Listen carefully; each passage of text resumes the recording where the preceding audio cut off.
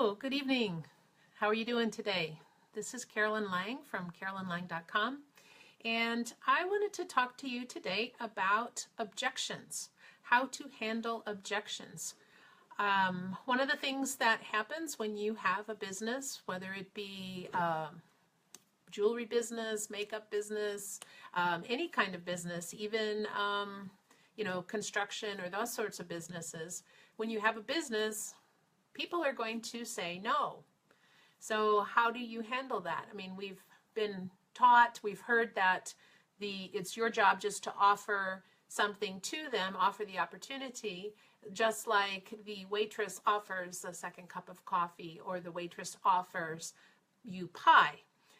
If you decide not to take her up on her offer, she doesn't go in the back room and cry. So she just moves on and goes on to the next person. So when you get objections, and you will definitely, how do you handle that? That's what we wanted to talk about tonight, this afternoon. Actually, I'm doing it this afternoon today for a change, but okay. So the one thing when you are talking to somebody, you have, let's say you presented them with the opportunity or your product or whatever you are trying to convince them of or offer to them, right? And there's three possibilities that you get. You get a yes, which are fun to get because then you know right away that you've connected with the person, you have similar thought processes, similar values, and they are interested in joining you. Then you get the no, which is the part that is, how do you handle the no? Or you get a maybe. And just this week, I had a lot of maybes, and I can tell you that personally, maybes are harder on me than no's, because with maybes, you think all I need to do is talk to them, or all I need to do is show them one more thing, one more piece of evidence, one more proof that this is a great opportunity. I just need to show them how they can do it, and then maybe they'll join. So the idea of the maybe is actually, in my opinion, a lot harder because it gives you false hope. So the idea that I had learned in a training recently was that with the maybes, you want to move them into the no column or the yes column as soon as you can, because then you can move on. Even if it's a no, it's better than the hanging out in the maybe column. So when you are talking with a prospect and they are either in the maybe column or they tell you no, sometimes no's are no's, and you can tell right away that they are very adamant about not joining you. But sometimes no's mean that they're not sure that they can do this or that they can benefit from it, or they're not sure that they understand or that they have time. So how do you go through and talk with them and find out more and maybe move them from the no column into the yes column?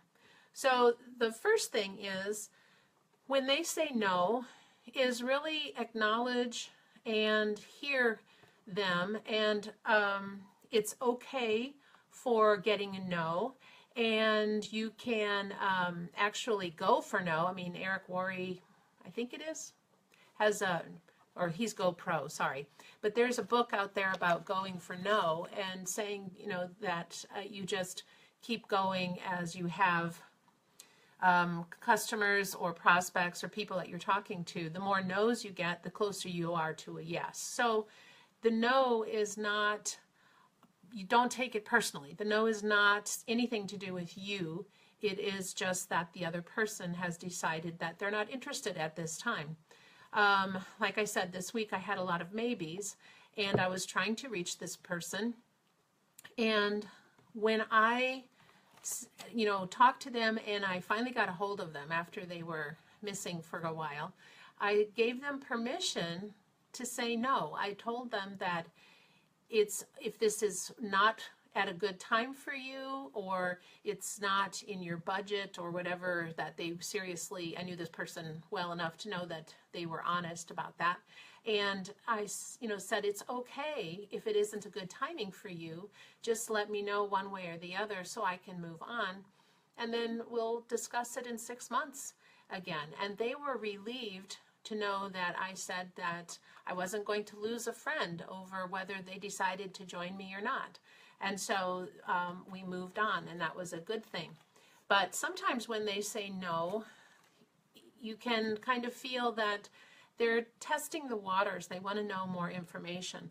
So you don't want to push, excuse me, but you want to ask questions. Ask them to explain themselves. Maybe they say, well, I don't have time. And then you can ask some questions. So how much time do you think that I'm asking you to put into this? How much time do you think you need to do what it is that I'm asking you to join me in? And then you can address their concerns. Maybe they think that they don't know enough. And then you ask, well, how much do you think that you need to know before we move on, that you're providing some training.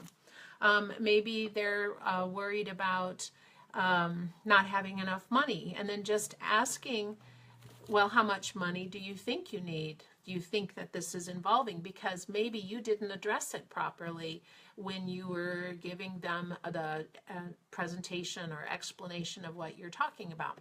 So that way you can really find out what it is that they're really worried about, and then you can address that. What you don't want to do is to try to convince them. They are basically asking for more information, which you can give them, but you don't want to convince them. I mean, one of the examples that I heard was, well, if they say they have no time, you don't want to say, well, there's 24 hours a day, and you go to work for 10 of those hours, you sleep for 6 or 8 of those hours, so what are you doing in your spare time, that comes across as very aggressive and off-putting to people. So we don't want to do convincing. We want to attract them in. So then the other thing that you want to do is really take their side and use that feel, felt, found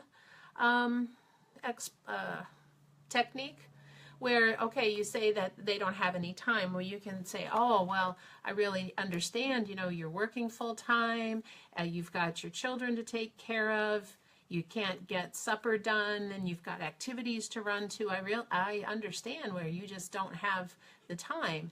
And then that kind of sets them back, because then they understand that you understand what their concerns are, and then you can, that kind of takes them aback, and then they're willing to really talk about it and discuss with you, and maybe work out a plan for the 2 hours a week or 5 hours a week that they do have available. Then it also shows that you're empathizing with them about how busy and their life really is, and that you're not asking them to change things, but rather do things, their priorities are your priorities as well. And you can draw them out and listen to them more.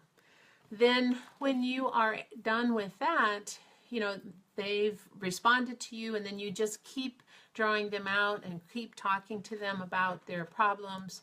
Then maybe you can explain how much time you had in mind and see how that goes with them. But you just want to keep articulating what it is that they're saying. So they say, I don't have time, and you explain about how you understand, and they're very busy, and then they say something else, and then you say, now, so you mean this, that you don't have time to prepare a good meal for your family, you don't have time to ever sit down. And if you embellish that a little bit so they understand that you really understand, then it kind of eases them, and then they think, well, I might have a couple of hours in the week or something like that. So then that helps them to really realize that they do have a couple of hours. And then you just keep doing this until they aren't afraid to really be open and talk with you about it. And that the feel felt found was, it's just, you know, when I was presented with this opportunity or presented with this product, most of the time it's opportunity in this case, but if you're, you know, presented with the opportunity, I felt the same way. I did not think I was going to be able to do it. I didn't know anything, or I didn't have any time, or I was afraid of this, whatever they said, fill in the blank. But what I found was that after I did this, you know, after I followed this plan, it really didn't take that much time at all.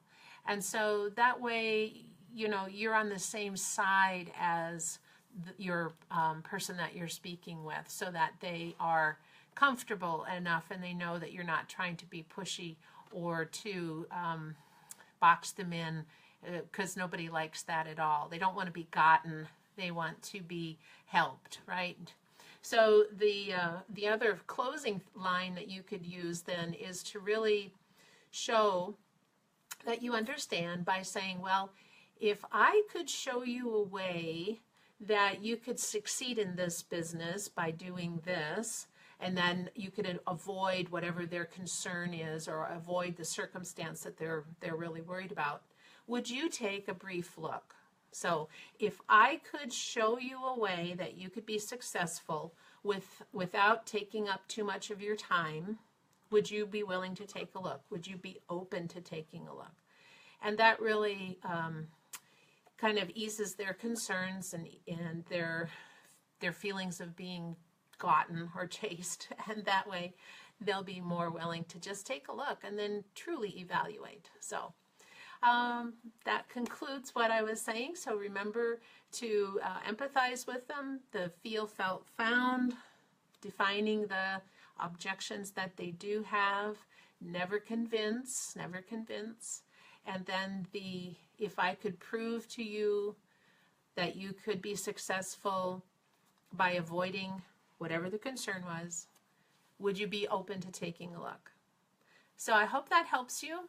I know I have been implementing this more myself and have been, it helps me to not feel like the objections that these people have are something against me. I don't take it personally, which really is a huge mindset change, and that helps you to just keep going forward.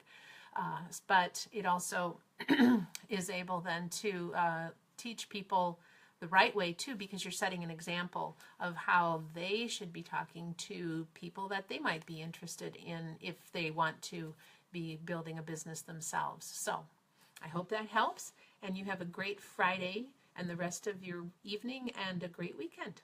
Talk to you soon. Good night.